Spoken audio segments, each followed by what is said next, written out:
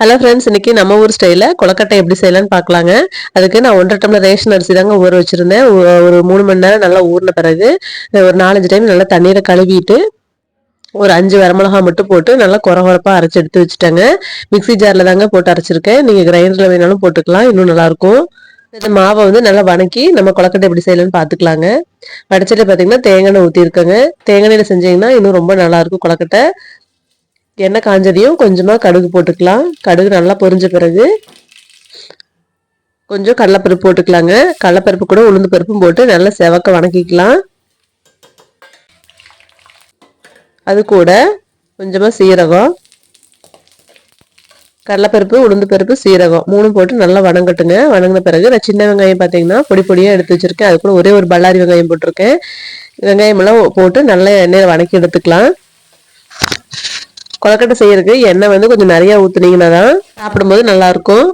வெங்காயத்துக்கு கூட 2 பச்சை மிளகா போட்டிருக்கேங்க. அது கூட கொஞ்சமாக கருவேப்பிலை போட்டு நல்லா வணக்கிக்கலாம். வெங்காயம் வந்து நல்லா பொன்னிறமாக வணங்கட்டும். இது கூட நம்ம தேவையான அளவு உப்பு போட்டுக்கலாங்க. உப்பு வந்து பார்த்தீங்கன்னா பொடி உப்பு தான் போட்டிருக்குது. அப்போ தான் வந்து மாவு வந்து நம்ம ஊற்றி நல்லா வணக்கும் போது அது கூட சேர்ந்து மிக்ஸ் ஆகுங்க. இது கூட நம்ம அரைச்சி வச்ச அரிசி மாவு எடுத்து ஊற்றிக்கலாங்க. மாவு வந்து கொஞ்சம் கெட்டியாகவே தான் இருக்கும். அப்படியே நம்ம எடுத்து ஊற்றிட்டு அது கூட கொஞ்சமாக தண்ணி ஊற்றி கலக்கி இதில் ஊற்றிக்கலாங்க. இல்லை நீங்கள் அரிசி மாவு வாங்கி செய்கிறத விட இந்த டைப்பில் நீங்கள் செஞ்சு பார்த்தீங்கன்னா ரொம்ப டேஸ்ட்டாக இருக்கும். இப்போ கொஞ்சமாக தண்ணி அதில் ஊற்றியாச்சுங்க. இப்போ நம்ம நல்லா வணக்கி எடுத்துக்கலாம் எண்ணெயிலேயே. இது கொஞ்சம் கிளறது கொஞ்சம் ஹார்டாக தான் இருக்கும். எண்ணெயிலேயே நல்லா வணக்கி எடுத்துக்கலாங்க. மாவு வந்து பார்த்தீங்கன்னா கீழே அடி பிடிக்கிற அளவுக்கு நம்ம நல்லா வணக்கி எடுத்தோம்னா தான் கொலக்கட்டை வந்து பிடிக்கிறதுக்கு ரொம்ப நல்லா இருக்குங்க.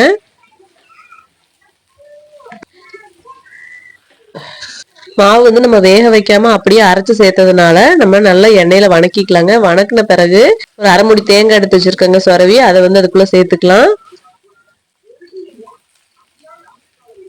இது கூட பாத்தீங்கன்னா நம்ம பச்சை மிளகா போட்டு கூட வணக்கிக்கலாம். வரமிளகா போட்டு அரைக்காம வெறும் அரிசி மட்டும் அரைச்சு நம்ம வந்து இப்படி வணக்கும் போது 4 பச்சை மிளகா மட்டும் போட்டு கிளறி அந்த மாதிரியும் செஞ்சுக்கலாம்.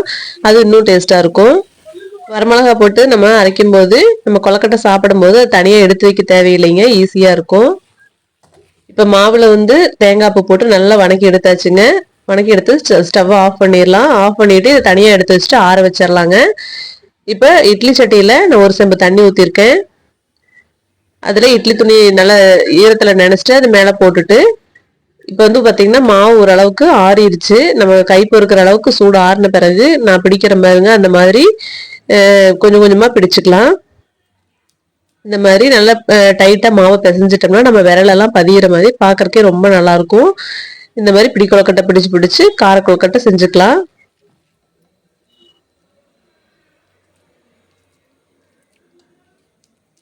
எல்லா மாவையும் கையில் பிடிச்சு பிடிச்சு இதே மாதிரி போட்டுக்கலாங்க.